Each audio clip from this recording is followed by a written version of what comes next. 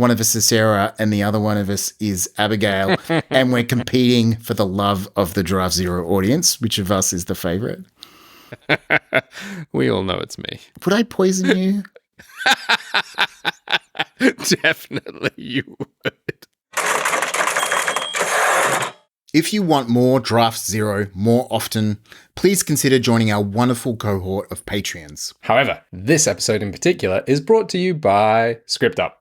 Our regular listeners know that they are story consultants with industry expertise who don't promise any of that access to market bullshit. Instead, they just want to make your script better via an excellent, thorough report and a awesome, incredibly valuable feedback call. For me personally, notes help me find script problems, but it's that back and forth discussion that helps me find solutions. We've used their service and they were really great and helpful. We've also heard from listeners who sing their praises, not just from the written analysis, but the value of that follow-up call to help diagnose and spitball ideas. But the best thing that we've been hearing lately is that ScriptUp are really excited when they get scripts from Draft Zero listeners. They say that they're a kind of a cut above. There's a quality to it. Look, personally, I think Chas and I would love to think that we're helping you become better writers, but I think we're just kind of a byproduct that people listen to us because they want to be better writers. And I think that is actually really reflective why ScriptUp listened to us in the first place. You know, they reached out to us because they are interested in the craft of screenwriting like you.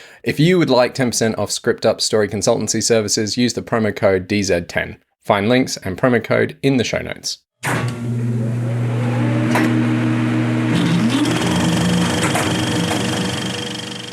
Hi, I'm Stu Willis. And I'm Chas Fisher. And welcome to Draft Zero, a podcast. That's it. That's the statement. Welcome to Draft Zero, a podcast where two filmmakers try to work out what makes great screenplays work. And in this episode, we are delving back into games of the scene. This is the second part, so if you have just tuned in for this episode, you might want to go back to the previous episode where we introduced the concept of games of the scene as espoused in the very wonderfully contrasting examples of Bluey and John Wick Chapter 4. And in this episode, we are going to be diving into more dramatic fare. So we are looking at Triangle of Sadness as selected by our Patreons and The Favourite, which, correct me if I'm wrong, Stu, but that's the film that kicked off this whole idea rolling around in your head. I think we were talking about doing a one-shot on The Favourite because there was so much to talk about. And Games of the Scene, or The Game of the Scene, it's interesting that we keep on flipping between both, was a lens that we felt that we could look at in The Favourite. Most definitely. And what is interesting is that they are both satires, and particularly as social satires. Yeah. But I do think satire is something that kind of brings this stuff to the surface, where the example, I was kind of reaching for that example about the "you're uninvited and therefore I can kill you" example was from RoboCop, as our top tier patron Crob recorded in to explain to us. Hi, Chas and Stu. Loved the last episode on the Game of the Scene. Glad you're doing a follow-up, and I've got 3 short scenes that I'd like to shout out as excellent examples, and I love the way that the rules of the game change within these scenes. RoboCop, you're fired, Dick. So RoboCop literally has a secret 4th rule in his programming affecting his behavior, and by firing someone who works for OCP, RoboCop can do his thing and take him out, which is awesome. And, RoboCop is a social satire, right? What is it about games that lend themselves to satires? Is kind of an interesting question. Well, I mean, okay, if you're looking to write a satire, then, going through these examples will definitely help. I am still a fervent believer after that one scene we analyzed from John Wick, and I think some of the scenes that we're analyzing from the 2 films today, that there is value in this analysis that can be applied to really, really straight dramas. And just about, like, the purpose of it was to elevate the scene, or scenes in particular, but, we'd already talked about, rules of the world and tactics in previous episodes. And Crob has two other examples, which I think speak quite clearly to both rules of the world and the tactics of the characters. And then, of course, two, just for Stu, really, brilliant sword fighting scenes. The court jester, where Danny Kaye is switching between the two personas that he has available. One is the world's greatest swordsman, and one is a complete novice.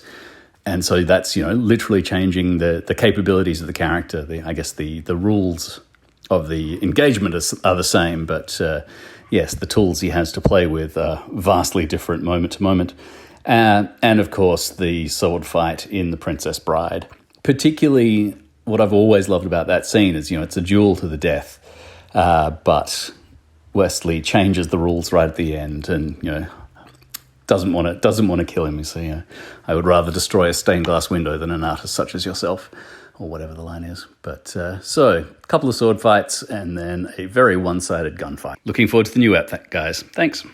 But what I actually got really from the analysis we did in the previous episode was, first of all, the distinction of win condition versus winning. I think there is dramatic value in knowing from an audience level what it is that a character is trying to achieve in a scene at the beginning of the scene before the game is established or whatever the rules are.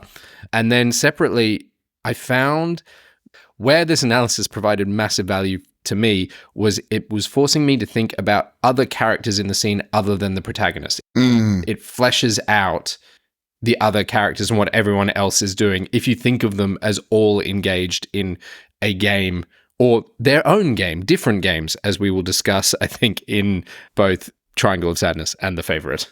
I think the other part that I've been thinking of, why is the game of the scene or games in general a useful tool? And I think it's because games are fun. Games are fun to be in and to watch, right? They're not fun if one person is absolutely destroying another person, right? A good game to watch kind of takes something from video games. A good game teaches you how to play it, right? And I think games that you can watch and kind of understand what is going on without not knowing the rules can make it appealing. I mean, just think about the Women's World Cup and how Australia had this incredible kind of rise of national interest in our female soccer team. The Matildas did incredibly well. But it's because I think soccer, you can look at it and you go, okay, I understand what the field is. I understand what's going on. I mean, fucking offside rules in soccer are... Yeah, I was going to say, except for the offside rule. Esoteric. But there's enough in there that you can kind of become invested in the drama, right? And it becomes, because you're invested in the drama and then there's enough of a chat. It had to go to a penalty shootout because no one scored. Soccer is designed to be so evenly matched that scoring is rare, right? But I think that's part of what makes it fun. And so I think what's interesting about comparing games and bringing them into drama is that it's fun for the audience to watch. And I think part of it is because games require us to kind of understand the rules a little bit. And so even both Triangle of Sadness and The Favourite are to do with social rules.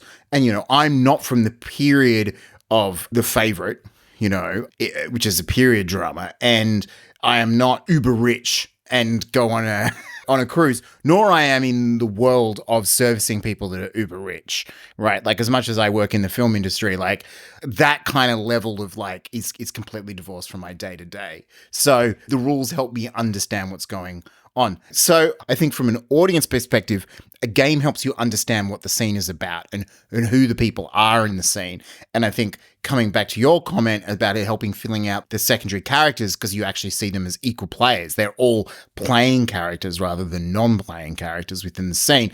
It means that the audience has other ways to access the characters. I mean, yeah, just by the fact that they are playing a game together means that there is a measure of parity, power, agency, all those things. Yeah. Just one last thing. This is from a paraphrasing of a study about self-determination. And so it's this idea that we enjoy activities. And the theory is, this is connecting it to games, is because they fulfill the need for competence, autonomy, and relatedness, right? So competence is fulfilled through flow. People like to feel competent, right? So the game should be interesting enough that you feel challenged, but not enough to be kicked out, right? that, there's an autonomy, there's choices in games. Games are about a series of choices. And relatedness is the way that they build interaction. So you can see how that is actually really useful for characters, because what you actually want to do is put your characters in a situation where they're competent enough to be challenged, but you don't want them to be destroyed. You want your characters to be making choices, right? And games create choices, not just for your protagonist. They create choices for everyone involved in the game.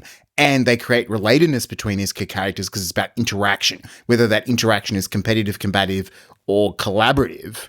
Right? They are interacting with each other. And, that's what we've talked about before, was the idea that makes everyone grounded in the scene together, that they're in the same scene. So I think that's actually kind of a cool way of thinking about it.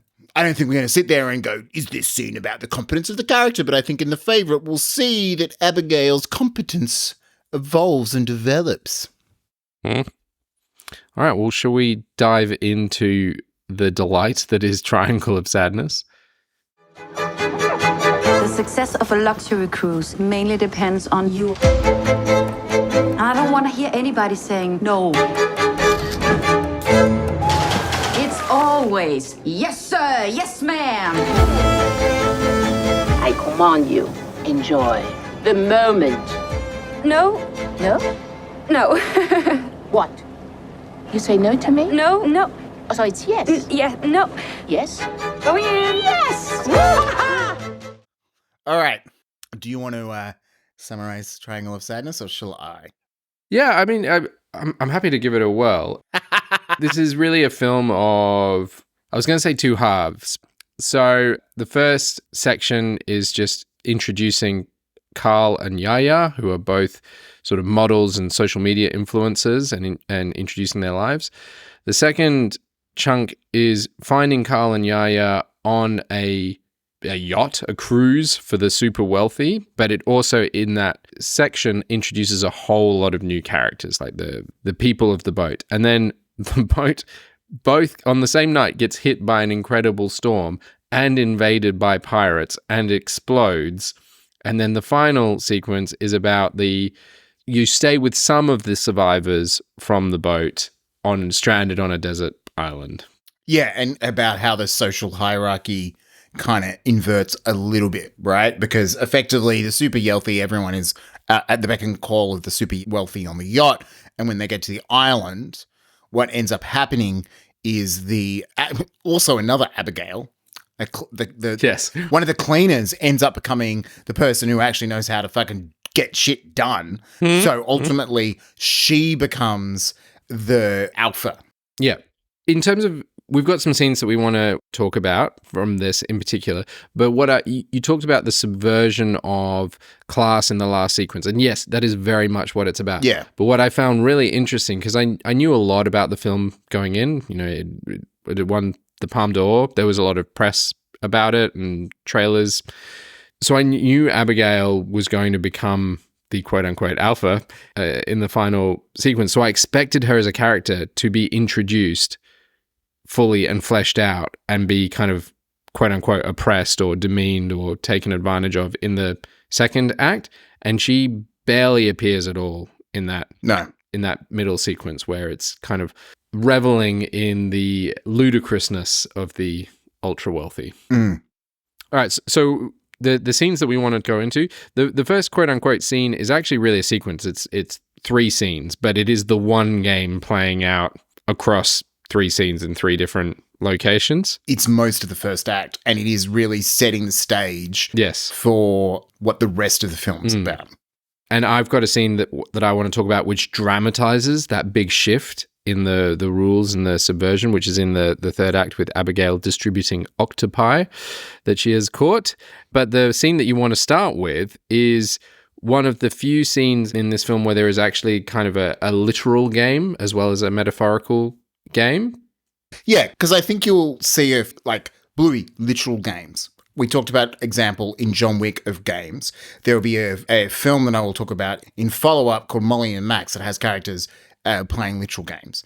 So it can be a really good thing for your characters to play literal game, right? So there is a scene between a Russian oligarch, Dmitry, and the captain of the boat, whose name Thomas. Played by Woody Harrelson. Yeah. And there's basically the first version of this game is them throwing quotes at each other about socialism versus capitalism, right? So it's kind of like a somewhat of a competitive game, but is that kind of back and forth that I do think you see in kind of theatre, right? So they're just throwing quotes at each other to the point where you even see Woody Harrelson's character, the captain, literally getting out his phones, looking up quotes about capitalism, right? And it ends up with Dmitri observing like a Russian capitalist and an American communist. Okay, hold on. Got one here. Oh, no, I have one. Growth for the sake of growth is the ideology of a cancer cell. That's Edward Abbey. Listen, the problem with socialism is that you eventually run out of other people's money. Margaret Thatcher. You're gonna like this one. The last capitalist we hang will be the one who sold us the rope, Karl Marx. Oh. Okay. I mean, the American communist being a captain of a yacht for the ultra wealthy. And he's not the one who's calling himself a communist. It's Dmitri going, you're the communist. And really you just get this impression that the captain is just sick of these people, because the previous scene has the captain basically being asked to clean the sails on the boat because they're dirty. Yesterday, I was up on deck. Yes. And it was so beautiful. Everything was fantastic. But then I saw the sails. The sails? The sails, yeah. Oh. Yeah. And they were dirt gray. Do you think it's possible to wash them? Well, I don't think that's possible, ma'am, because this is a motorized vessel. Yeah. So we don't have any sails.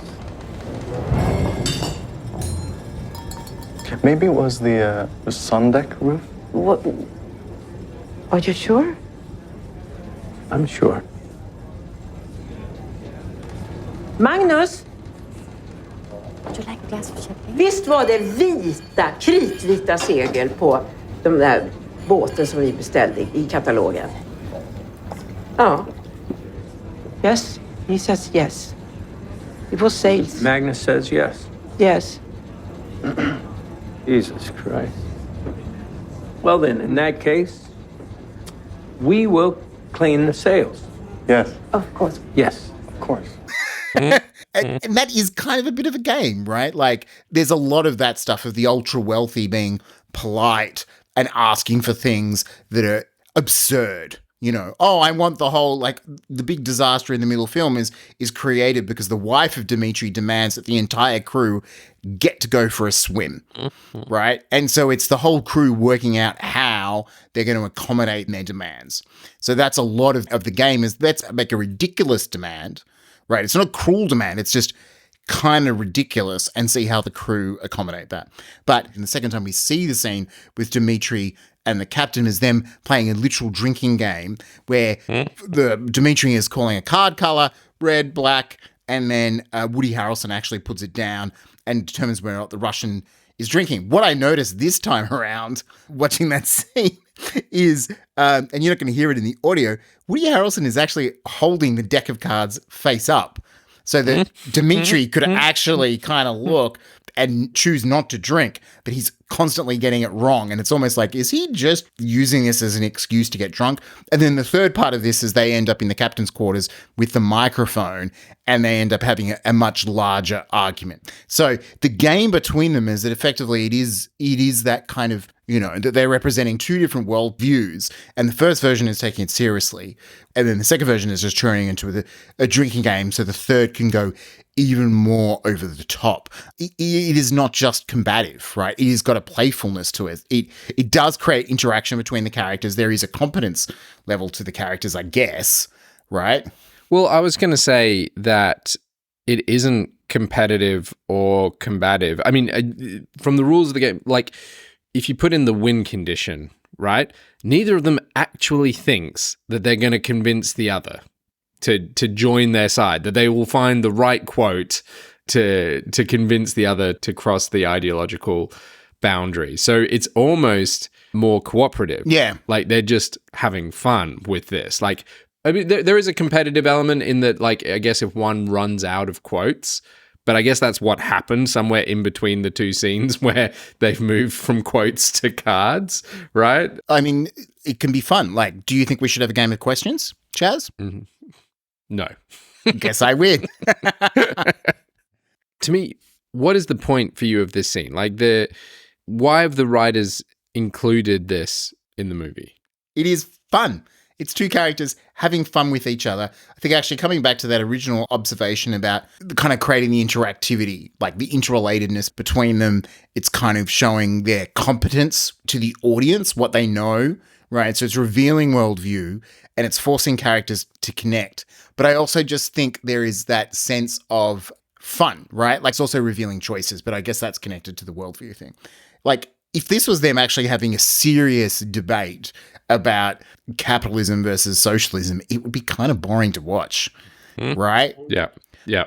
You know, the characters, like, if you want the audience to have fun, characters should have fun, is kind of, you know, one of my personal philosophies. So I think it's a way of them raising the themes, right? Because I think the film is kind of very, as much as we say it's a social satire, I think it's got that very European thing, as much as it's kind of critical of like corporate capitalism in the second act and the ultra wealthy. I actually think it is also kind of criticizing anarchism and socialism in the third act. I think it's one of those kinds of very like humans all fucked up kind of films, and I think that's kind of what it's playing around with here. I would say part of it is what the writers needed, right?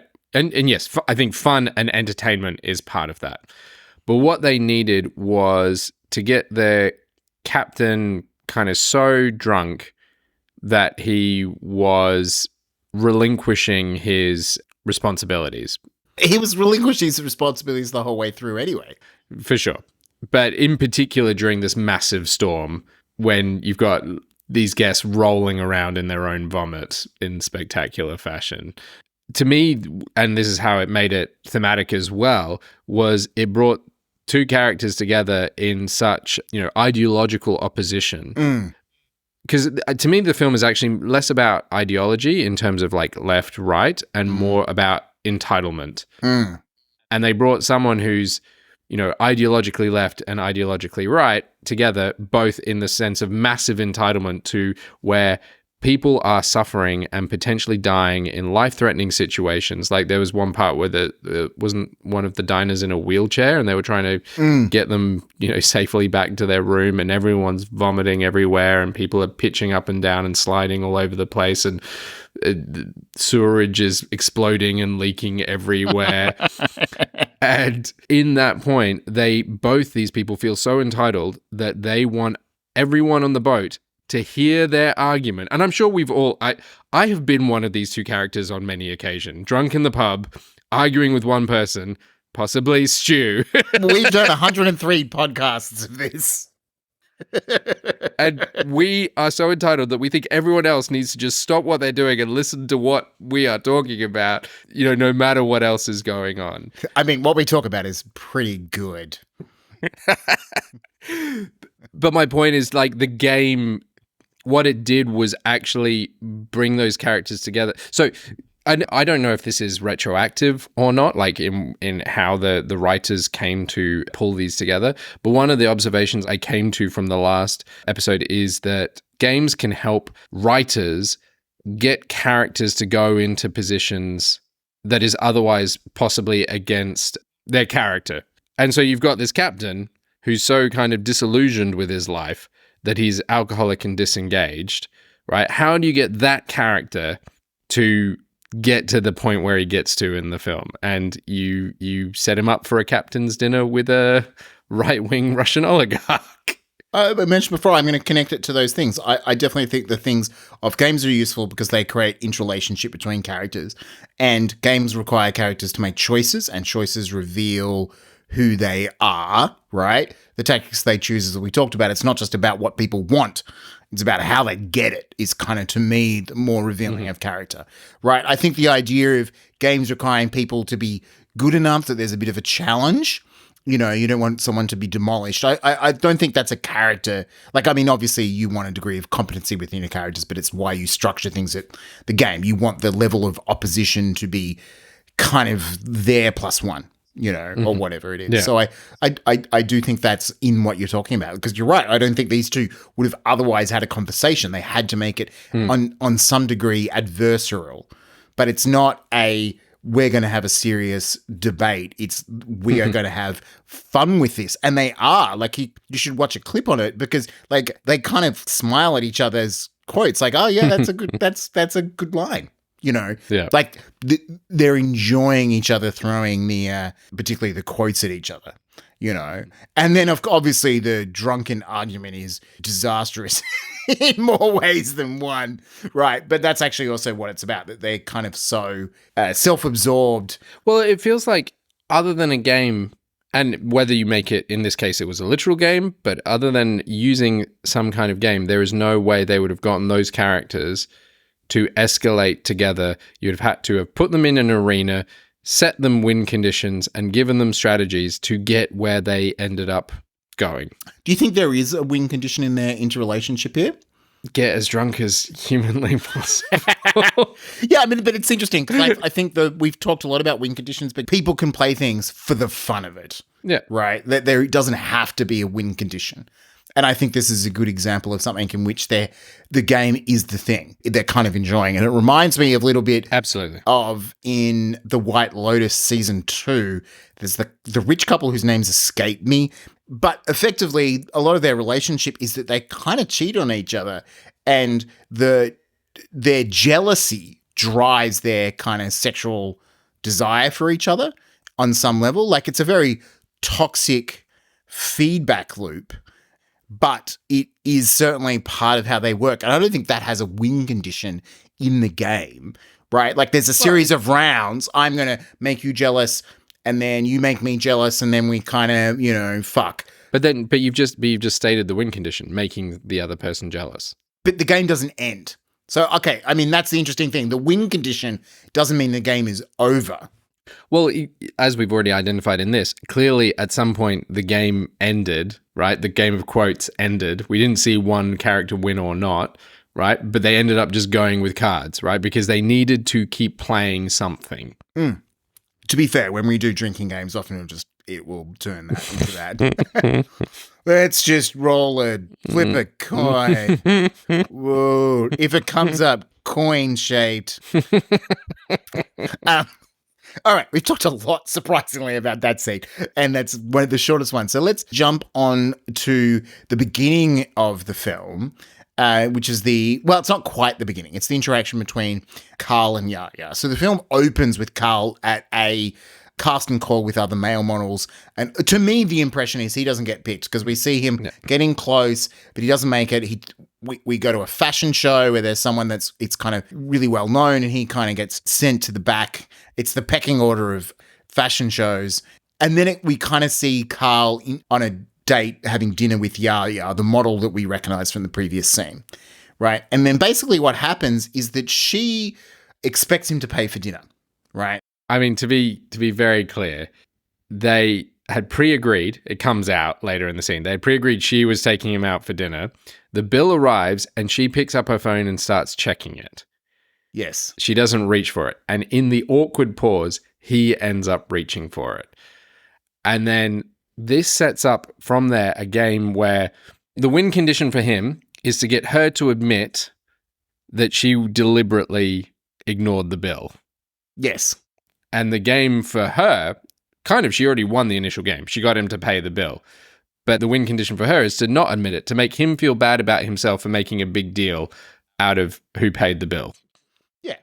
And so they have a very interesting conversation about the role of money and in power dynamics, because, you know, she earns more than him, and he's basically like, I want us to be equal. And for her, it's not about money. So there's all this kind of stuff that kind of layers the relationship between money and power dynamics, right? That's definitely laced through the yacht and then the island, the part 2 and part 3 of this film.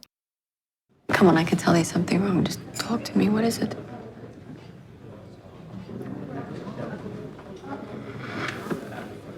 No, it's just when you say thank you, honey, like that. I mean, you don't really give me an option but to pay. It was just an observation because something I've noticed.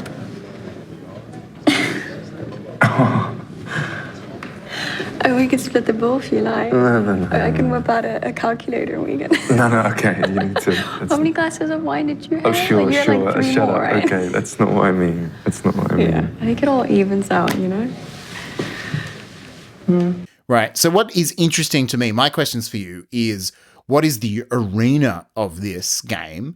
What are the rules? Because I think the rules are emerging in this, right? I think this is a good example of a situation where the rules are kind of emerging in their discussion, right? As opposed to the example of like, we're just going to throw quotes at each other. They very early on, the rules are established like after 2. I mean, that's, I've talked about it before. The rule of 3 is great because 3 is often the structure for jokes because number 1 sets it up, 2 establishes the pattern, and 3 subverts the pattern, right? So I think here, and who is the referee, right? Is there a referee? And I'm beginning to change what my thinking of the referee is. So we've already stated the win conditions. You've said, what's the arena? I think the arena is definitely their privacy, because the scene starts in the actual restaurant. Like, Carl kicks off the discussion while they're still sitting at the table, and it prompts Yaya to like basically feel uncomfortable enough to get up and leave. Yep. Then they're in a taxi where there's one other person, and then it gets further and further alone. Right? They then get to like the elevator of the building. And it's this hilarious scene where he keeps on hitting the elevator door to keep it open, to keep the argument going, because he won't let it go. He won't let it go. There is a moment with him and the taxi driver where the taxi driver basically gives him advice, which is, you need to win this. Excuse me? You have to fight. Sorry, what? If you love her, you have to fight for her. I've been there, I know. If you don't fight, you're going to be her slave. It's like almost like a moment of coaching, to use like game, right? Or table talk. It's like, you need to go and win this argument because she'll forever walk over you. Yeah. Right? I mean, this feels like fucking, men's right activist bullshit, that classic kind of stuff. Well, but that's how he comes across, though. The fascinating thing about this sequence for me is that it made Carl, while it was going on, to be super unlikable, right? Like, he was being very aggressive. And she, to my mind, was actually winning. She was achieving her win condition. Like, he was losing. So long as there was an audience around, he was losing. Yeah, that's true. And what I found super revealing, because they end up separate, is that she comes back and knocks on his door and comes to his hotel room and does admit that she deliberately was playing some kind of game to make him pay the bill. And to me, that was fascinating, because suddenly it made me respect Carl a bit more, right? Like, I was definitely on Team Yaya, and then I'm like, oh my God, how manipulative is that, right? And respect Carl, perhaps not the right word. It made them both as bad as each other.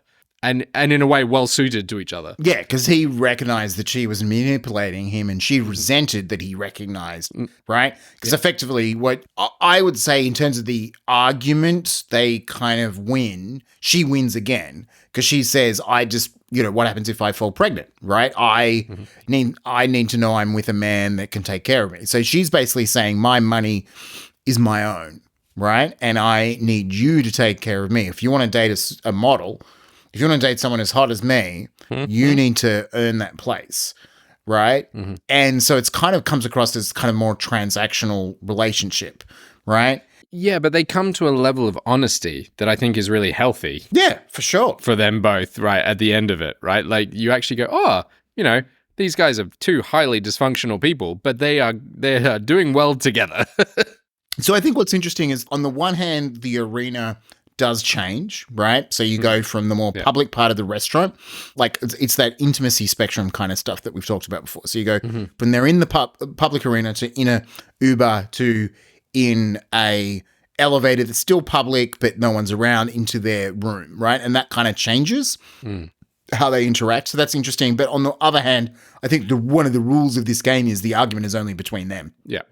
Well, does the cab driver, how does Carl react to being coached by the Uber driver? Well, he goes after Yaya. She gets out, doesn't she? And then the cab driver talks to him and he fucking follows. I think it's interesting because the arenas change and there is private public aspects to that in that how the changes the personal game. They've clearly got they got wants in their scenes and they've got tactics for how they're trying to go for it. But I think, what makes the game of the scene or the game of the sequence a useful metaphor is both of these characters understand what situation they're in, right? She is trying to manipulate him and he is trying to call her out on being manipulated. And the way he goes about it makes him kind of reveals a sense of who his character is. And that's going to be further revealed in part 2 and particularly in part 3. And likewise with her, right? Well, is that a neat segue for us to go to part 3? Yeah, I think we should go to part 3. This episode of Drive Zero is brought to you by Arc Studio Pro, a modern, fresh app for the screenwriting world. Which, of course, has industry standard formatting, which, that's the bare minimum. But, exciting for us Australians, it has it for both US letter and A4. Crazy. And it also lets you cheat the margins, which is one of my favorite little features. But it has advanced tools for storytellers that are actually easy to use. You can seamlessly move between drag and drop beat cards into a treatment and into a screenplay and back and forth at any time. And you can color code your beats. Super useful whether you want to tag your beats for characters, narrative point of view, thematic sections, or however you want. We got to use all of that on a project where we took it back to cards and then from cards to outline and from outline to pages. The development process was intuitive and powerful. All the while, it was the best remote collaboration experience we've had in screenwriting software, and we've tried a lot. I loved looking at a line of dialogue that Chas had edited, going to the edit history and changing it back to the line that I wrote. We used the software to present to our producer and script editor at each of those stages, at boards, at outline, and then at pages, who could then leave comments in the app, which is both useful and terrifying. And we could reply to those comments, tag each other to throw each other under the bus, or we could tick them as resolved. It really is as easy to use as Google Docs. And this development workflow has worked so well that Chas has decided he doesn't need me anymore. And he's using it on a solo project because it's not just from collaboration. And I know I'll be using it on one of my own projects because the development workflow really is that intuitive. We've noticed Arc Studio Pro is being constantly updated and the development team is super approachable and responsive. They've now introduced the new notes feature, which facilitates that collecting of all your scraps of ideas and allowing you to get into the flow of free writing and figuring all your structure all within one spot. Arc Studio Pro. Join the thousands of screenwriters from amateurs to pros and everyone in between who've already made the leap. Arc Studio offers a completely free plan because starting to screenwrite shouldn't cost you anything. But you can also get $30 off the pro plan if you want some of these pro features. If you visit the link in the show notes, or go to arcstudiopro.com/draftzero. That's draft zero without a hyphen. And now for the third hour of a screenwriting podcast. Except this episode is like 90 minutes. All the better for it. There's a few of the characters washed up on the beach, and not all the characters are there, so it's made for a new, interesting group dynamic. They've survived one night by abandoning someone with a disability in the jungle with the loud noises, but thus, displaying what we've always known about these characters is that they're out there for themselves. But it introduces a new character, and to me, that's really important. There's three kind of, groups of characters. There's Abigail, who was, downstairs. She was the cleaner on the yacht, I think. And this scene is she has gone and successfully caught some food. They're out of food. I mean, her introduction, she comes on a lifeboat and lands on the lifeboat, and there is food on the lifeboat, right? Not much, some crackers and water. She's the only one in this gigantic lifeboat. So she's arrived on the lifeboat, and immediately there's the like, I guess I think of her as the concierge or the liaison between the guests and the crew of the yacht, right? And immediately she is like ordering Abigail around, taking all the food away from her and distributing it, right, to the others, like giving them water, giving them chips. But that resource is quickly used up. So Abigail successfully catches an octopus, and she's like, it's shot so well. All the guests are up on the beach with the concierge, and Abigail is in like, it is a wide distance shot. You are not with Abigail. And they're all like going, yes, well done, little person bringing us food. Carry on, right? The way that it's staged is excellent. But then it cuts to, it's nighttime, the octopus is cooked, and Abigail is chopping up the octopus and is like saying, one for you, one for me. One for you, one for me. One for you, for me, for you, for me, for you, for me. What? What's that? That's mine. No, the big pile there. What's that? Mine. It's mine. All of this? Yes. No. What? No. Why do you get so much food? Why? I caught the fish. Yes? I made the fire. And? I cooked. I did all the work. And everybody got something.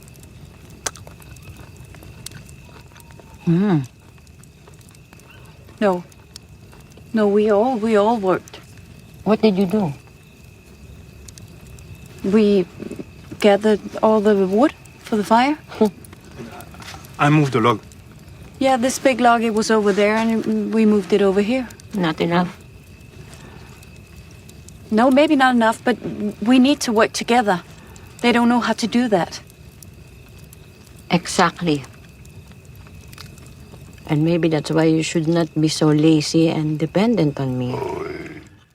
Then the Maître D tries to establish the power dynamic as it was on the boat. And I think functioning under the understanding that, they're going to be rescued soon and they need to adhere to those power dynamics. And she's trying to re-establish those rules that Abigail is not playing by. And not only is she like schooling the Maître D on what the new power dynamic is, she then uses the octopus to reinforce it. She demands of each individual guest who's in charge? You are. All right, you get another piece of octopus. Like she's like throwing them treats like they're dogs, because that's where they are in the pecking order of usefulness in this new survival situation. I think you're forgetting that you and I are employees of a big shipping company. Remember? In the end, I'm responsible for the safety of the guests. You'll have to do what I say. We work on a yacht. You are a toilet manager. You don't know how to handle this. What yacht? Where's the yacht? You know this, Abigail. I am a very rich man. When we get back, I can do good things for you. I can make your life easy and nice. When we get back? Yeah. When we get back, people looking for us. What do you think if we will stay here forever? What? We're funny. This is not how you were trained, Abigail. Please give... Whoa. Come on, this is ridiculous. You're scaring people. Put the stick down. Hey. Who am I? Who are you? Who am I? You're the toilet manager. No. In the yacht, toilet manager here. Captain, who am I? You're the captain. Yes. Who am I? Captain. Very good. Cutie pie? Captain. Who am I? Captain. Who am I? Captain. Who am I? Yeah. Who am I? Who am I? Yeah, it's fantastic. So it's an interesting example because what I'm beginning to think, I mean, look, it's just fucking terminology, right? But what we've been talking about the referee is I think ultimately the referee is the person who interprets the rules, which means if you interpret the rules, you set the rules. right? I think that is a bit different from the situation in John Wick 4 where there are these characters that understand, like, have read, like, there is a difference between being a lawyer and a judge. Yeah. Yeah.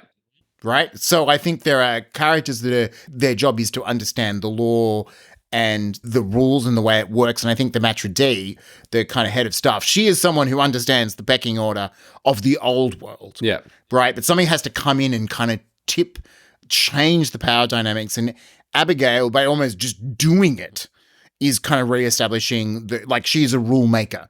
Right? So she is changing the game in that scene, right? And it's fun because it's kind of very clearly dramatized with the pieces of the resources that she's giving her.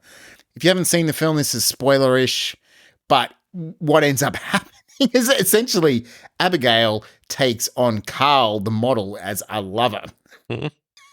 Because essentially she's like, Carl is fucking useless, but he is pretty and he can sleep with me in the lifeboat, right? And Carl ends up being happy with it. And I think what is interesting is it's just showing how much of his conversation at the beginning about I want us to be equal was ultimately he wanted to be with someone who could take care of him, right? He kind of was inverting his entitlement was I'm a good-looking young man. I should be. In the case with him and Yaya, he wanted to be more equal. In the case of him and Abigail, he's willing to trade his youth and good looks to her. Yeah, but I mean, Carl was in that initial scene, the way that he was like saying, you know, he was basically using feminism and equality as a weapon. Like, you're not being feminist unless you buy me dinner, is essentially what his argument was. The film kind of ends, and look, it's interesting because what they realize is that they're not that far from a resort, right? So they're about to go back into a different arena. And then Yaya basically is like, you know, I could get you work as my assistant to Abigail. And then I think the moment of hesitation is Abigail is realizing that her empire is going to shift. Again, like the power that she has in this arena is going to change when they go to a different arena. And this does echo, I mean, this is spoilers for Yellow Jackets, but one of the characters in Yellow Jackets effectively sabotages the rescue effort because she enjoys the power that she has in this new survival situation. So it's very similar to that. I mean, there is a sense of play through all that stuff in part 3 because it's about Abigail establishing a new order, her being the rule maker, her setting the rules, and we kind of enjoy watching the ultra rich kind of end up being dependent on her. Definitely. But I mean, you even get like one of the characters killing a wild donkey as they kind of learn how to survive. And, you know, the satire is obvious. Oh, look, the ultra rich actually have nothing of value to bring society. But I mean, this is not a subtle film. Like, no, a lot of people really enjoyed this, but I found it too obvious. Yeah. Not that makes me smart. I think it is deliberately trying to be obvious, you know. Yeah. In a film where you've got a left wing and a right wing person yelling ideological screeds at each other over a PA while the ultra rich are literally rolling around in their own vomit. Subtlety is not what it's going for. Does make me think, Chas, what do either of us bring in a survival situation? I'm attaching myself to my nurse and midwife wife. You can cook pretty well, which is certainly more than me.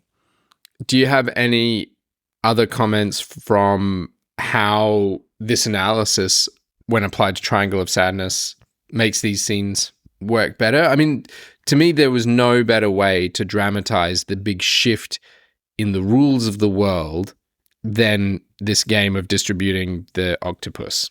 Yeah, and it's connected to resources, which is we kind of talked about as being an abstract thing in the games, but I do think what resources their characters have at their disposal to get what they want is in this moment here, right? And you kind of see that in The Favourite as well, right? The resources that the characters can muster to get what they want in playing the game is a useful thing, can be a useful thing to think about. Obviously, Abigail, quite literally in this, is the one who's able to both catch the food and cook it, right? I thought you were segueing into, because there's another character called Abigail in the favorite. Abigail is the only one who actually uses resources in the game that she's playing. I think they use different kinds of resources, and that's what's interesting, right? So I kind of think, so there's, to bring in a board game concept more than a sports concept, like in board games, you talk about asymmetrical games. So there's games like chess, which are very symmetrical. Basically, we have all the same pieces. We have all the same moves. Basically, the win condition is the both of us, right? And then there are other games on the other side, which are called like asymmetrical, where players have different kinds of resources. So kind of there's like one which is called Star Wars Rebellion, which is based on one of the Lord of the Rings things, which is basically, you have really powerful but slow-moving ships, which represent the Empire, versus the Rebellion, which is a whole bunch of small ships that move really fast. And balancing that stuff in a board game is really difficult. We also played the game Root, and we only played 2 games, right, where it's kind of like the win conditions and what each player can do is vastly different, which actually makes it really hard to understand what the other player is doing. What it was interesting about playing that game, and this is related to drama, if we're playing the same game, but we've got access to different resources and we're playing have different win conditions, right, then it's actually much harder for me to understand what your path to victory is. Well, I was going to say, to try and tie this out of the abstract back into and segue back into our next film, I think that's what Sarah, because she's playing a different game to Abigail, that's why she quote unquote loses. Yes. Because she doesn't identify what Abigail is trying to do.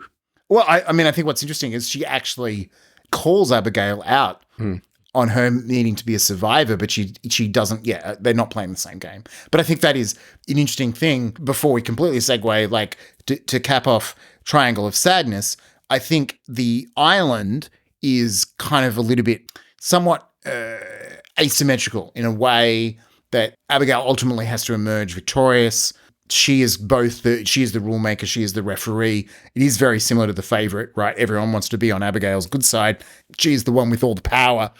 Whereas in The Yacht, the captain and the oligarch are a little bit more equal. It's a little bit more of a symmetrical game. They're literally throwing quotes. It's not that one of them is throwing a quote and the other one is putting down a card. And Kalen Yaga is a little bit more balanced. So the asymmetrical power dynamics are a more complex way to think about games. And there is a reason that most sports we watch are not asymmetrical. They're literally symmetrical. They're two sides trying to kick a fucking ball in a goal, or, the tactics and the specifics of how people achieve it may be asymmetrical, but the game itself is not like we're playing two vastly different games, whereas The Favourite is in many ways that. The Queen is an extraordinary person. They were all staring, weren't they? I can tell even if I can't see, and I heard the word fat, and ugly. No one but me would dare, and I did not. She's been stalked by tragedy. Everyone leaves me. Dies.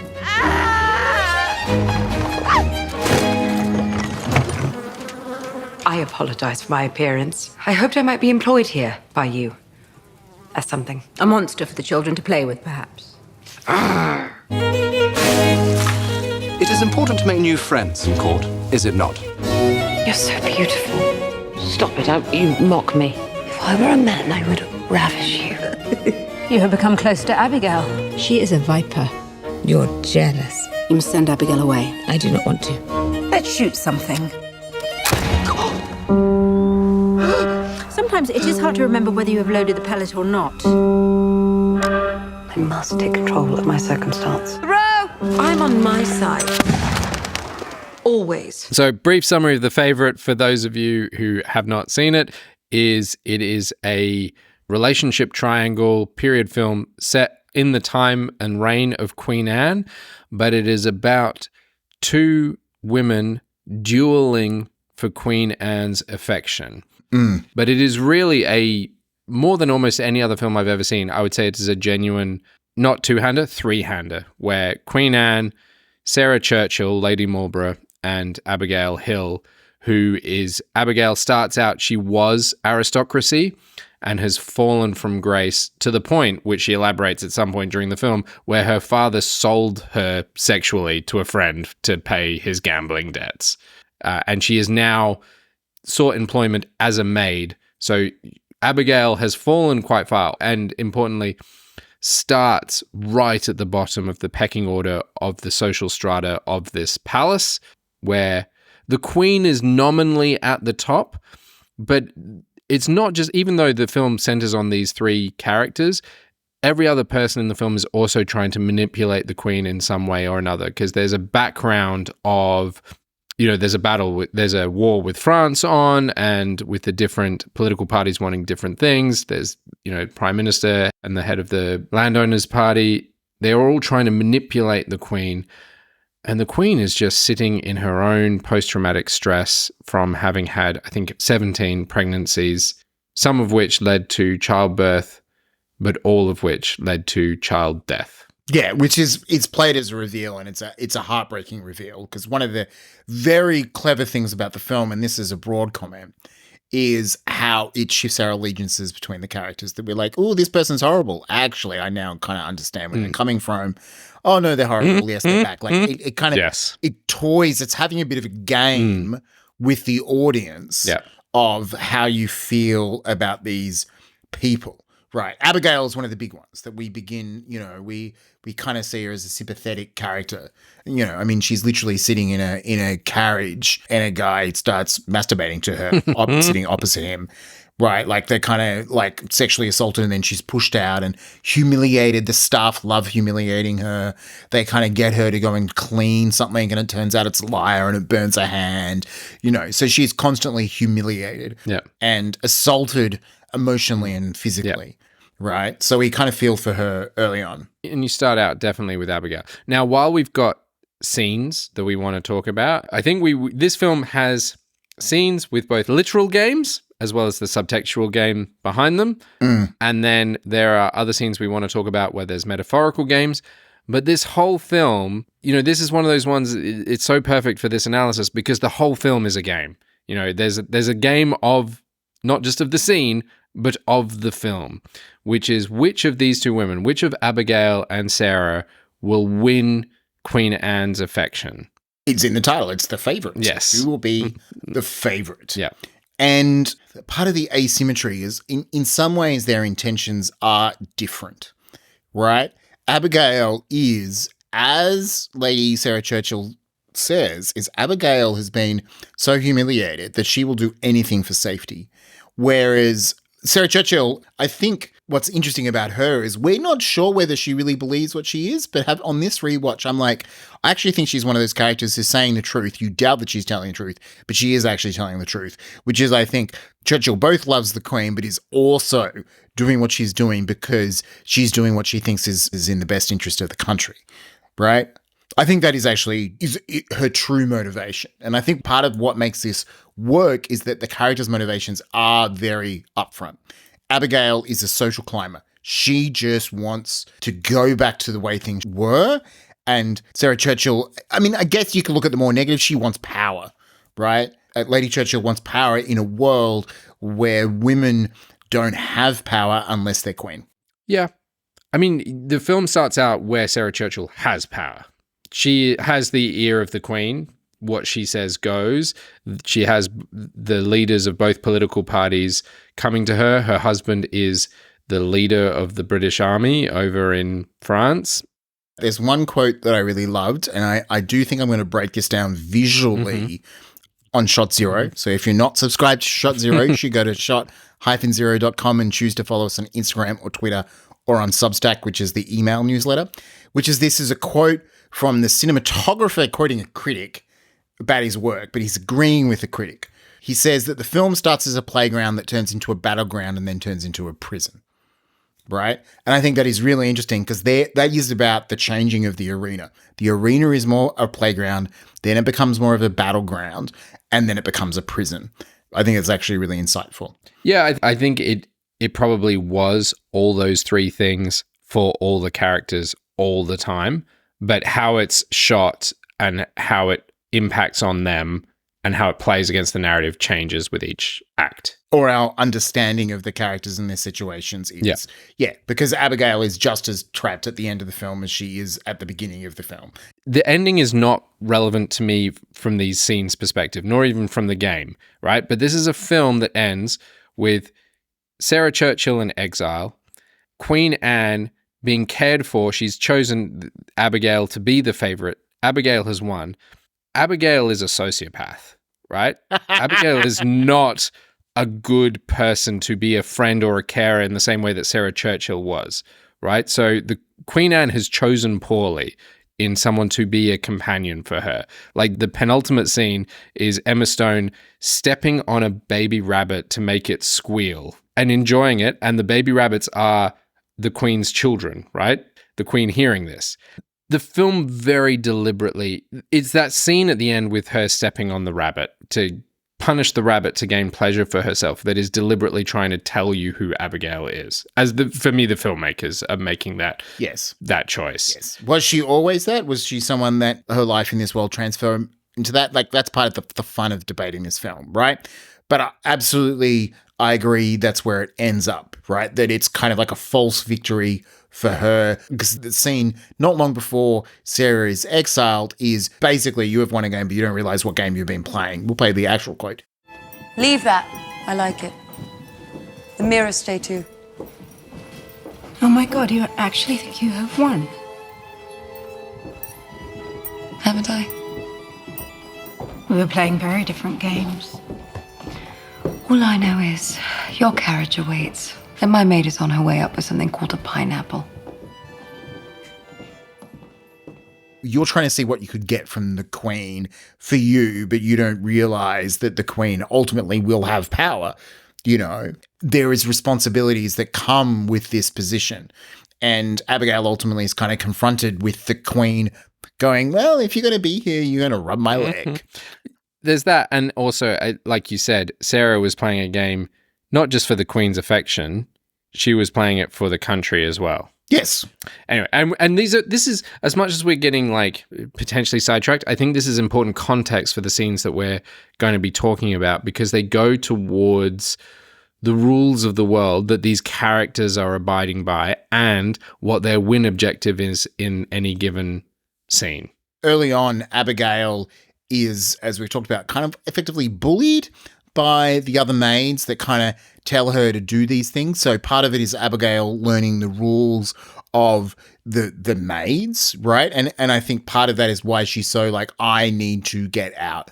I understand how to play the game of being a lady, right? I understand that world. And she's very good at manipulating herself into that position. But I think the scenes we want to talk about, there's 3 shooting scenes. I do think it's worth talking about a little bit of her romantic role in the bushes. Mm-hmm. Yep. And then the mud scene and how that then connects to the poison. Yes. Right. So yeah, all of this, as we said, like the whole film is in a way dictated by the game, right? That there is a rule maker, which is the Queen. And what makes her a fascinating character is that she can seemingly change her desires on a whim, right? That she can kind of be moody and a bit infantile. And so you're trying to do that while living within the kind of complex social structures of the court. And you just get little shit like Nicholas Holt's character, Robert Harley, he kind of treats Abigail like shit. Mm. So once he realizes who Abigail is, they're walking along and he's talking about how people will just betray you. And then he's like, ooh, look over there. And she looks and he pushes her in a ditch. Yeah. And there are other times where she'll be walking along and he'll shove her and then start talking to her. So every time you see them interact, it almost starts with him being a dick. I mean, I don't think you've watched The Great, but The Great, the writers of this, the favorite, one of the writers is the showrunner of The Great, which also stars Nicholas Hoult, and it's very similar sense of social satire set in aristocracy. In fact, it was the pilot script for The Great that got Tony McNamara the co-writing job on this. Ah, there you go. All right. So basically, Abigail, one of the, I don't even know what he is, one of the gentry. He seems to be involved in the horses. This character called Samuel Masham, basically, Abigail grabs his eye and he's keen on her, right? And she's kind of aware of that.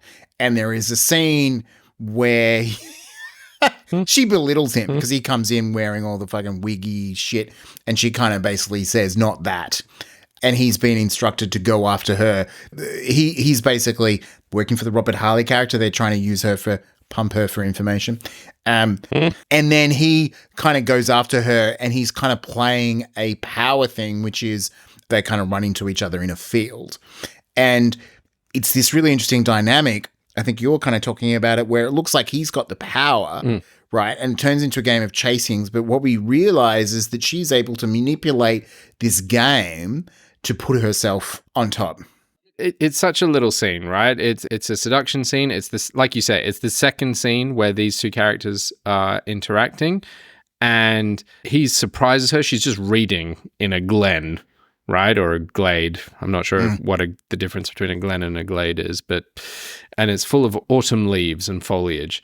And he comes and surprises her, and they start playing a literal game of tag, right? Where he's running around. So this is one of those scenes where there's a literal game, and then there's the metaphorical subtextual game.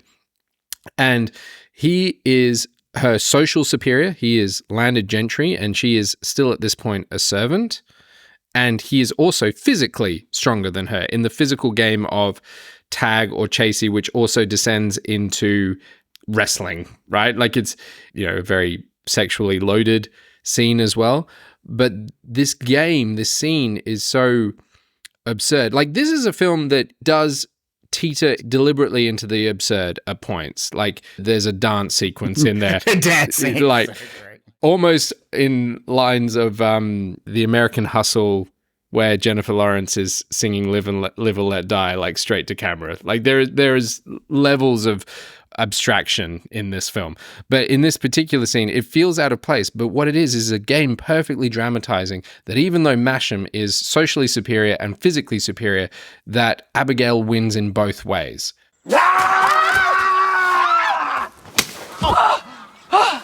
Men should not sneak up on women. You look scared. I'm hurt.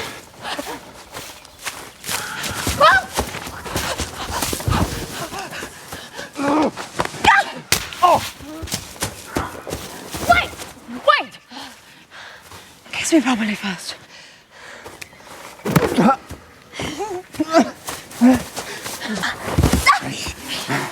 I've just now decided to marry you, Masha.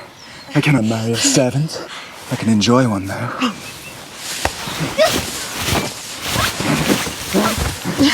I know it would ruin you to marry me. I will fix things for us.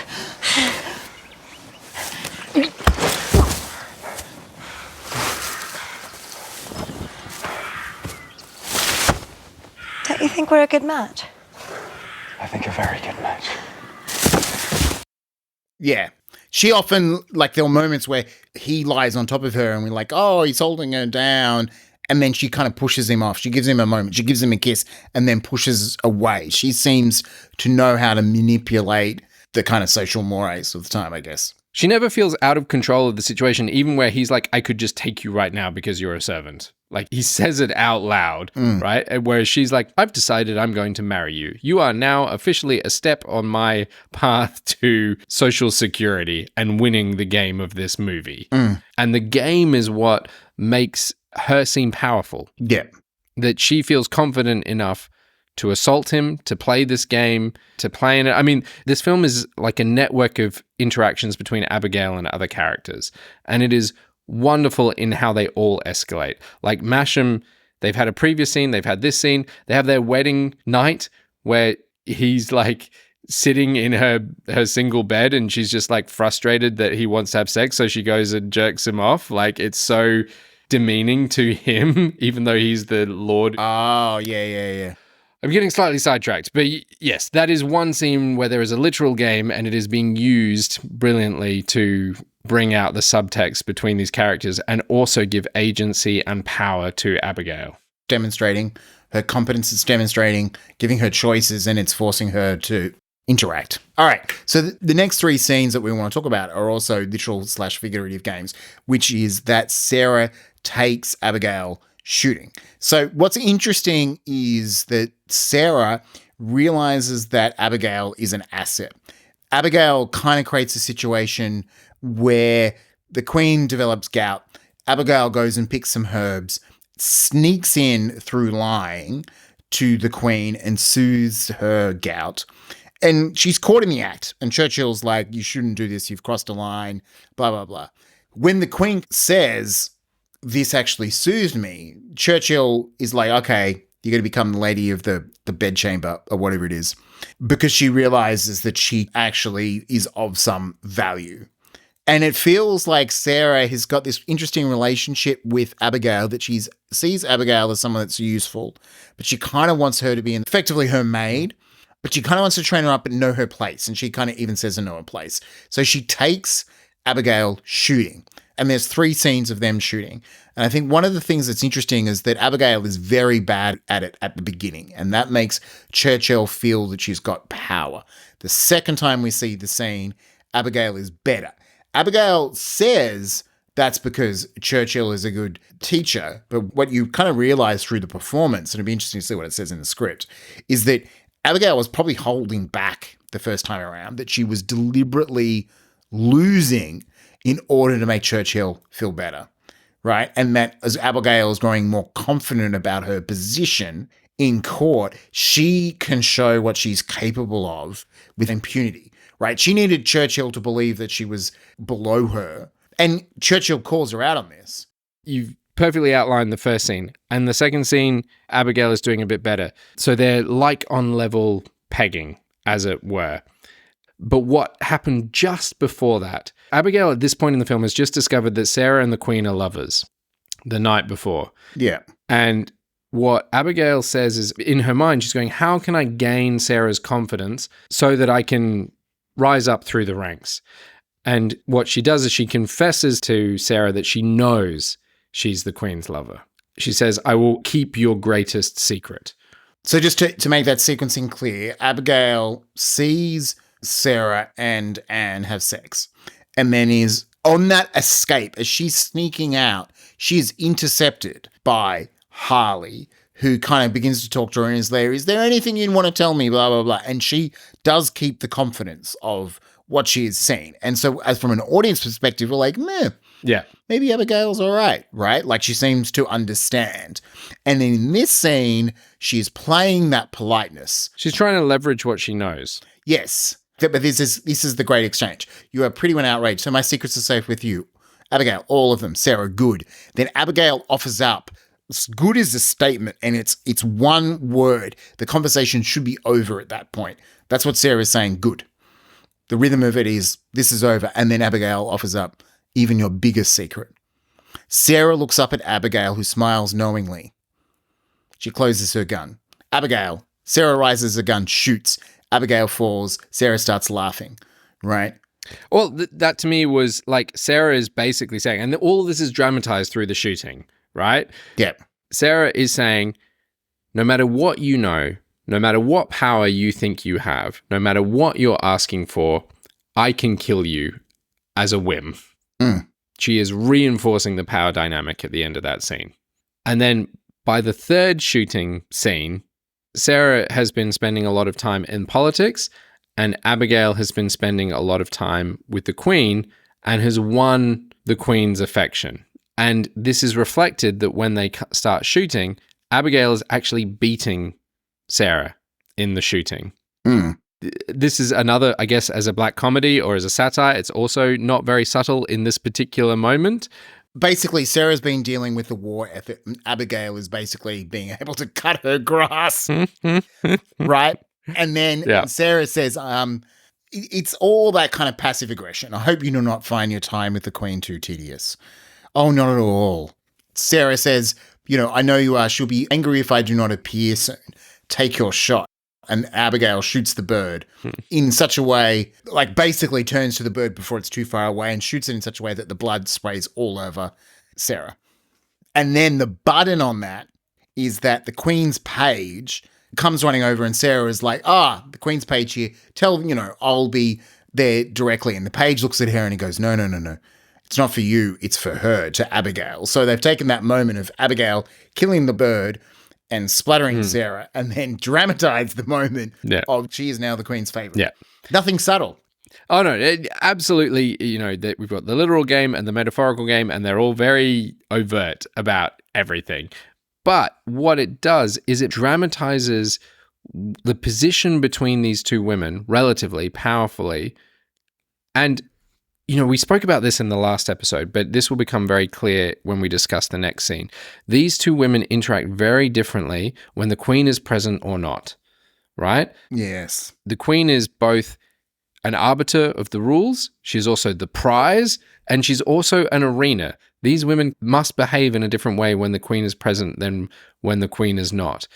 So when these shooting scenes provide an excellent opportunity to make the scenes between Abigail and Sarah when they are away from the queen to talk subtextually about their needs, desires, all that kind of stuff, what they're trying to do, what their win conditions are. And over the top of all that is this very obvious metaphor of a game, but it makes those scenes entertaining. Yeah, it does. I mean, it makes these fun. It shows you the three scenes coming back to the interaction, kind of competence and choices, right? Like we are beginning to see Abigail's... I take that back. Looking in the script, there's nothing in the script that suggests that Abigail knew how to shoot, right? She is getting better, and she says, I am getting better because of you, right? To Sarah. So let's take this on face value, that Abigail, these game machines are showing that Abigail is getting more competent, right? At the game that Sarah, who's teaching her to play, yeah, right? It is showing her making decisions. The decision, ultimately, the most important one she makes in the context of those three beats is the one where she chooses to shoot the bird and splatter Sarah with blood. So she is inverting the power relationship where in the previous scene, Sarah threatened her with the gun, and now she's killed the bird in front of her and got blood over her. So she's becoming emboldened in her choices. Yes. But the nature of the game is forcing these two characters to interact in a particular way. This is like both a game, but it's also, there's a bit of like subtextual table talk here. That the characters are discussing what is going on in their relationship. It's coded, but as you say, they talk very differently here than they do with the Queen. Yeah, and I think this is the moment in the film where Sarah realizes that Abigail is a threat. Yes. And Abigail has declared that with the blood splatter. She has taken her shot. What's great, instead of Abigail, Sarah goes to seize the Queen, and she says, you sent for Abigail to try and make me jealous, I think. And then Anne's like, maybe, perhaps, right? And I think, because I do think what is so interesting about this, and this is kind of comes to Sarah's comment, is that I do think Abigail is kind of being used by the Queen. Oh, absolutely. Against Sarah. Yeah, for most of it. So we're going to extract one line before we get to our mud bathtub scene. But the sequence of events as it happens from here on in is Abigail takes her shot, right? She literally seduces the Queen, right? And Sarah comes into the Queen's bedroom at night to find Abigail. And it's a wonderful shot where Emma Stone is like just eyeballing while topless with the sleeping Queen Anne's arm wrapped around her, just saying like, fuck you, I'm in here, right? And Sarah reacts as she should, right? You're fired. You'll be gone from the palace. You are done, right? And so what Abigail does is assaults herself, beats herself up with a book, and places herself outside the Queen's quarters crying. So the Queen finds her, so that the Queen chooses to hire Abigail as a maid independently of Sarah. Yes. And I just want to extract the line, which is going to exactly what you just said, which is this is, Anne is benefiting from this and using Abigail as well, which as they're walking out is... Your tongue seems uncharacteristically still. I heard you. She's my servant. She's not dismissed. I've made her my maid of the bedchamber. Did you not hear what I said? Yes, you regard her as a liar and a thief. Yes. I do not, obviously. You will dismiss her. I don't want to. I like it when she puts her tongue inside me.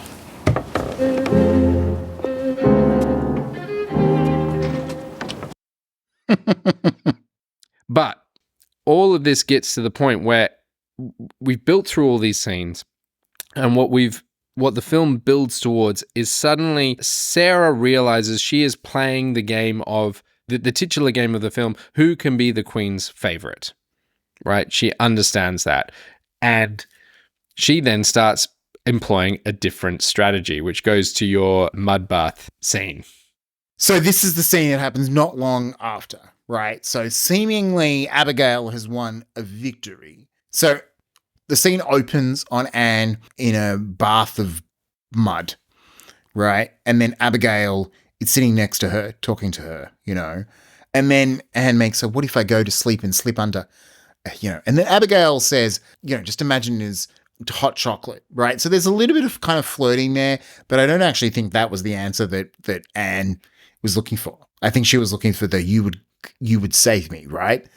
And then as a inversion of the power, Sarah enters in just a robe, right? She takes off the robe and then hops in the bath, right? Mm-hmm. But that's not the game. I mean, that it's definitely a tactic, but that's not the tactic that she is about to deploy in this scene to win Anne back. Yeah, it's pretty simple. Basically, she draws a moustache on her face and she makes Anne laugh. Abigail panics at that. And then she asks Abigail, it's kind of like a test of, can you get us some refreshment? And Abigail says, no, sorry, I need to be by the Queen's side. And Sarah creates a dig. Such loyalty, how delightful it is when one tries to cultivate a new trait in one's character. And then Anne's like, don't scratch at her. Like, she knows what's going on, but is like saying, oh no, don't take it out on her. But then Sarah's tactic is to draw mud on her face into a moustache, Mr. Freeman. And then Anne laughs. And Abigail tries to smile and join in, but she can't. So Sarah's tactic isn't to use the pet name thing, but she knows how to make her laugh. Yeah, but even the use of the names, Sarah wins that scene. They're then back in the carriage riding back, and Sarah's smiling at Abigail. Oh, and Anne's asleep on her shoulder, right? Yeah. And then mouths, you will be back in the street. Yeah. And then it's the scene immediately after when they're walking after that Sarah is. Yes. So it's Sarah and Anne side by side with Abigail behind her, and the camera is with Abigail. So we see that she is following behind those two. And then Sarah and Anne talking about their shared history. And Abigail is trying to join in, and she's completely excluded. And Abigail, like, the stakes are very clear. Sarah has mouthed, you are out on the street. Abigail has lost the game of the favorite. Sarah has re-engaged with that game. She's put aside trying to win the war in France and negotiate political support within Parliament.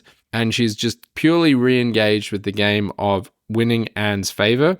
And she has played not just within the rules of the game, but she's used tactics that are unavailable to Abigail. Abigail cannot compete on that level. She does not have their shared history. She does not make the Queen laugh. The button on this scene, and it's interesting because this is an example of a French scene, right? Because we've got Abigail following behind Sarah and Anne. Basically, the Queen says, no more, we're going to retire. Sarah and Anne decide to retire to Anne's apartment alone without Abigail, right? Mm-hmm. And then around the corner, basically, they have a more frank conversation, right? Where Sarah asks the Queen, you are enjoying all of this, aren't you? And Anne says, to be beloved, of course, to see you trying to win me. Why? What is not to love, my dear? Right? So they're kind of acknowledging the existence of the game, right? And then Anne is trying to make Sarah jealous, and it's worked. Sarah is re-engaged, as you say, in the game. But I love the little thing with, Sarah, you will stop with this ridiculous, you've made your point. Perhaps I was not making a point.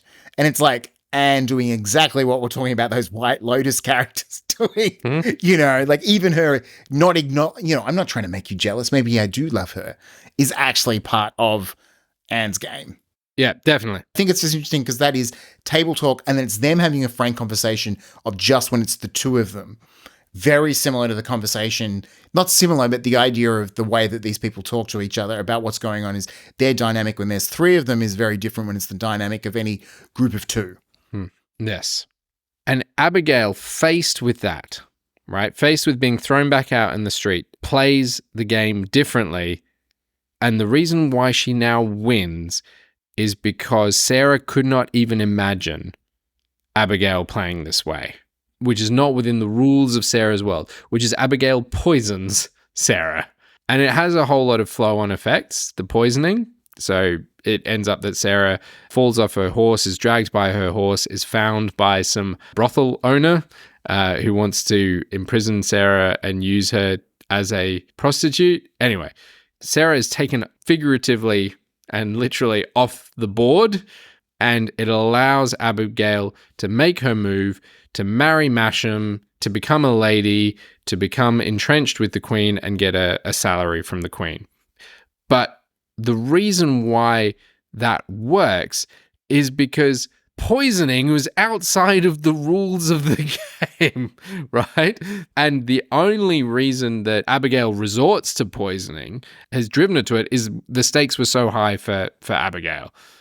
And that the only reason Sarah drinks anything that Abigail's given to her is just hubris. It's like built in the rules of the world. There's no way a servant, even one whose livelihood I've just threatened, even who's vying, knows my deepest, darkest secrets, there is no way she would poison me. Yeah, I think it's one of these things we don't conceive it as being part of the game because she hasn't resorted to any of that stuff. She's been underhand and played social games, right? And you know, she lets the Queen discover her naked and all these kinds of things, but no outright acts of violence. Sarah has had, at one point, Abigail whipped. That's true. Abigail, not by Sarah, but by virtue of the position of being a servant, has had her hands thrust into an industrial chemical that scalds her. Abigail has assaulted herself to get what she wants. Yes, that's true.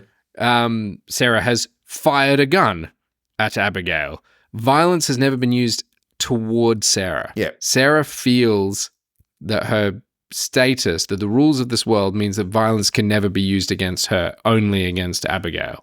Yeah, that's a good observation. That it is hubris.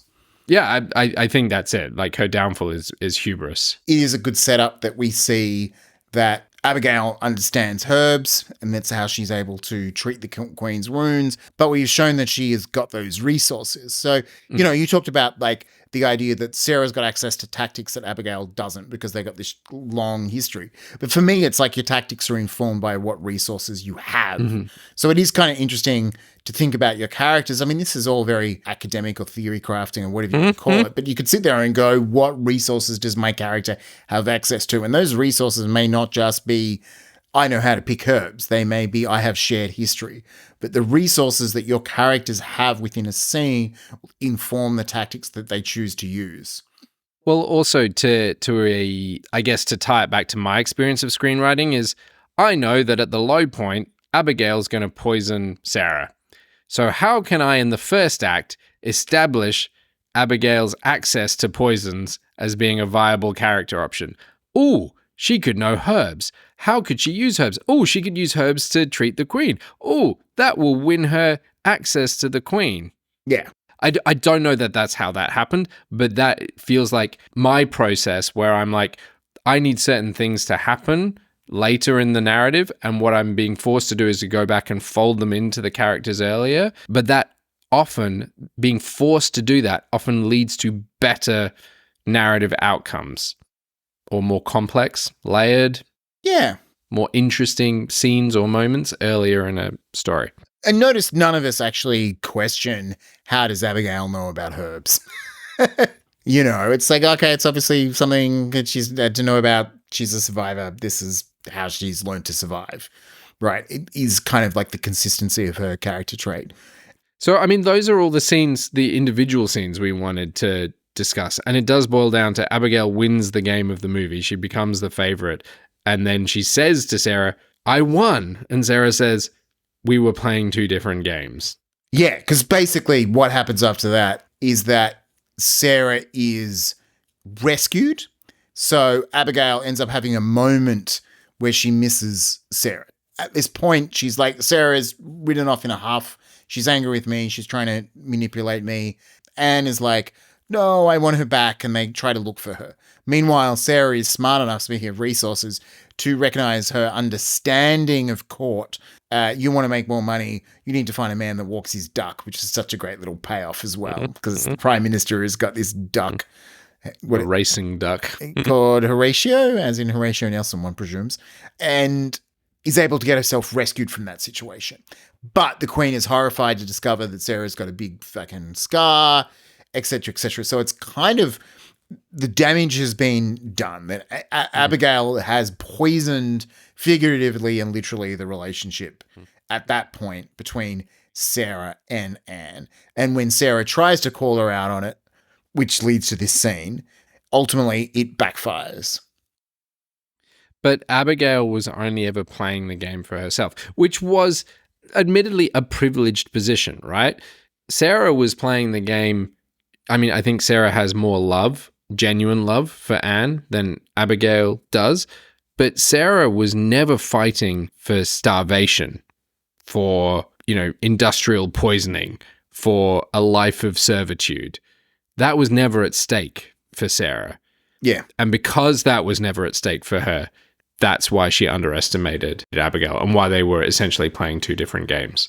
Yeah, I agree with that. Like, there is no sense that Sarah, until she falls off that horse, Sarah, as you say, has never been assaulted, where Abigail has been physically and sexually assaulted. Stu, has applying this analysis to widely lauded dramatic films, admittedly satires and black comedies, but not Bluey or an action film, has this analysis yielded anything more than what we learned or identified in the previous episode for you? Yeah, I mean, weirdly, it could just be recency bias, but that idea of thinking about games, that the advantage of games from a writing point of view is that they reveal competency, they reveal character choices, and character choices reveal character, the decisions that characters make reveal who they are, and that forces character to interrelate. I think that is really useful as a tool. I think kind of the changing the idea of what the referee is to the rule maker is useful, and how that connects to power, and is definitely the rule maker in The Favourite, right? She changes the rules on people, but at the same time, there are these boundaries that may exist within the rules, the unspoken rules, right? What you would have called, thinking about Korea, what is in the spirit of the game. It's not that poisoning isn't in the rules of the game. Poisoning is not in the spirit of the game. It's something that people don't do, but it's not explicitly forbidden, right? Well, I think it was obviously in Abigail's rules of the game as a valid tactic, and just not in Sarah's rules. Yeah. Is there something within Triangle of Sadness about that? A parallel? Look, I think maybe to do with Triangle of Sadness's Abigail. Can't believe that these both films both got Abigail. That they're able to change the rules, to change the circumstances. Because effectively what makes something a rule is you either get punished for it or not, right? And that comes from, like, the change of the circumstances mean no one can really change Abigail's rule in Triangle of Sadness because they're actually dependent on her. So she says this is the way the world's going to work, right? And it's just that idea at the end when she realizes that there may be an escape and she enjoys the power, that it kind of gets more complex. And they leave it ambiguous. In The Favourite, Abigail, quote unquote, breaks the rules. She's beyond the spirit of the game. Sarah calls her out on doing it, but there is no consequences to Abigail at all. So there is this sense of like, well, maybe it was kind of in the rules of the game, or Anne saw it within the rules of the game. And certainly when Abigail is trying to destroy Sarah so completely, and she's not just satisfied that Sarah is stripped of her room and Abigail gets to live in the room. She is no longer satisfied that she needs Sarah to be completely destroyed, that we feel that might be actually one of the boundaries. And the Queen says, it's a boundary, you're going too far. No, that's absurd. She would not do that. And then she ends up using it. Like, she's kind of shifting it. So that is an interesting thing to me to consider, right? I mean, I think these are all considerations. Some of it you might want to go down the path of dramatizing it through a literal game, or using it something like the Game of Questions of Rosencrantz and Guildenstern. I just find that the game of the scene is an interesting way to expand my understanding of tactics and how characters go around things.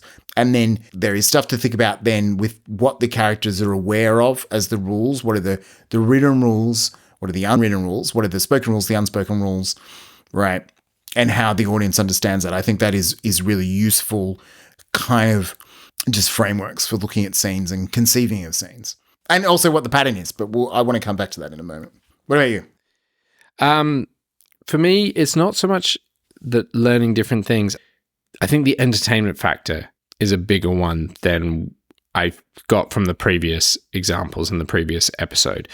I could look at these scenes that have really stood out to us, and they stand up to this analysis of a game, whether they're the ones with literal games or figurative games, but they are super entertaining because in coming into these scenes, they have clear win conditions, clear rules, clear tactics, arbiters, and arenas. Like the fact that those things are in existence and are clearly detailed to the audience makes those scenes more entertaining.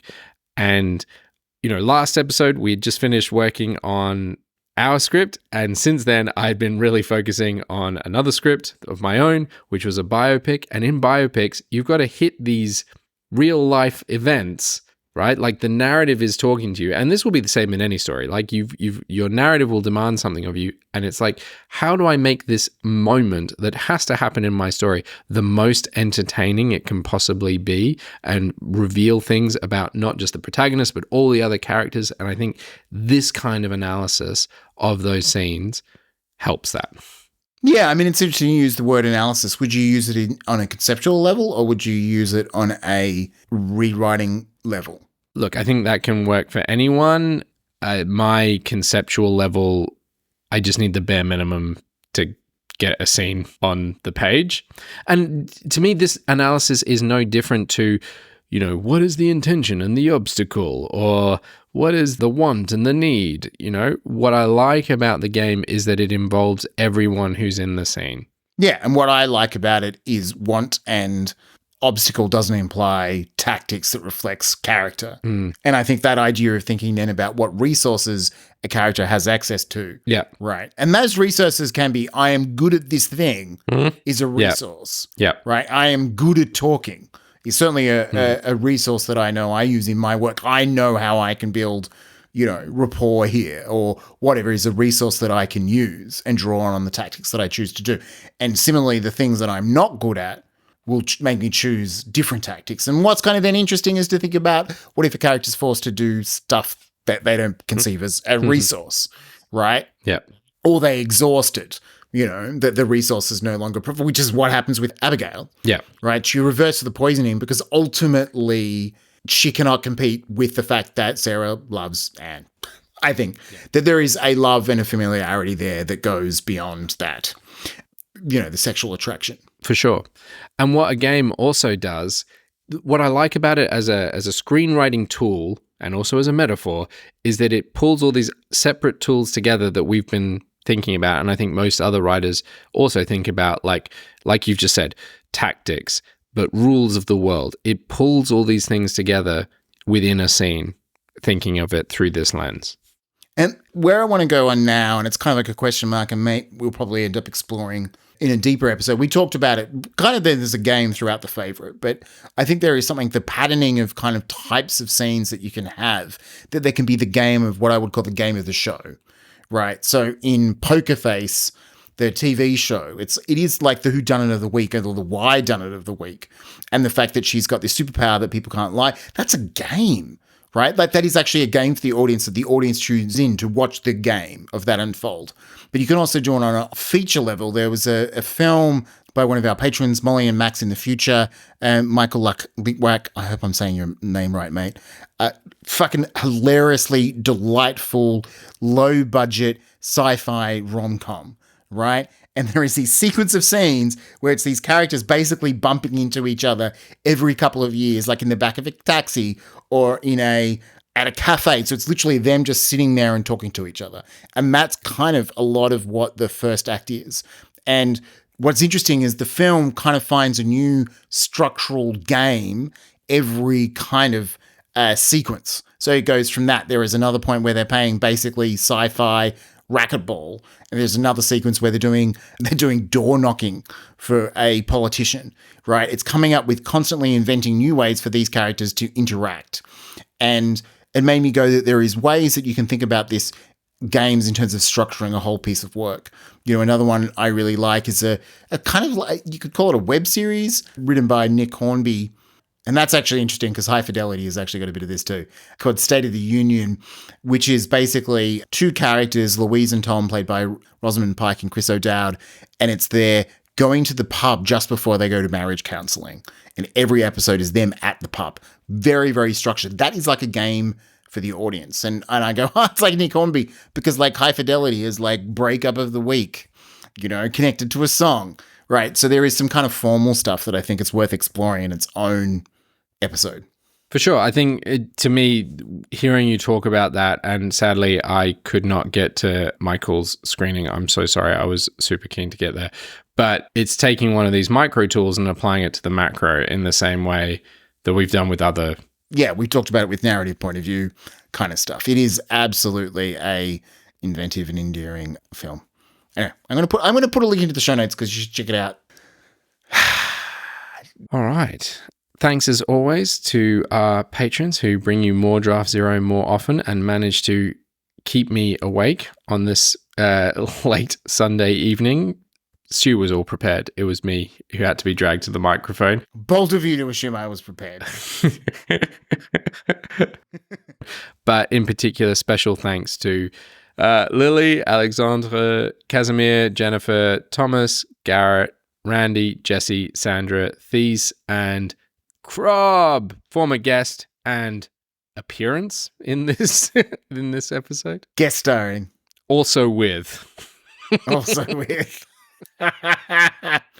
Additional guesting. And thank you, Stu, for making me watch Triangle of Sadness and rewatch The Favourite. I'm really glad we got to this film. I hope everyone could tell our love of this, and this was a good lens through which to appreciate this story further. I think it holds a lot of lessons for us because I feel like one of us is Sarah and the other one of us is Abigail, and we're competing for the love of the Draft Zero audience. Which of us is the favorite? We all know it's me. Would I poison you? Definitely you would.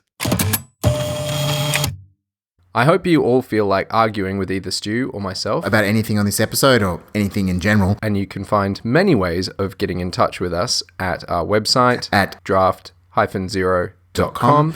At the website, you'll also find the show notes for this and all our other episodes, as well as links to support us and spread the word for free via a rating and review on Apple Podcasts. Very important for spreading the word. Or if you think that what we do here is worth $1 or preferably more than $1, then you can also find links to our Patreon page to support us getting these episodes to you quicker.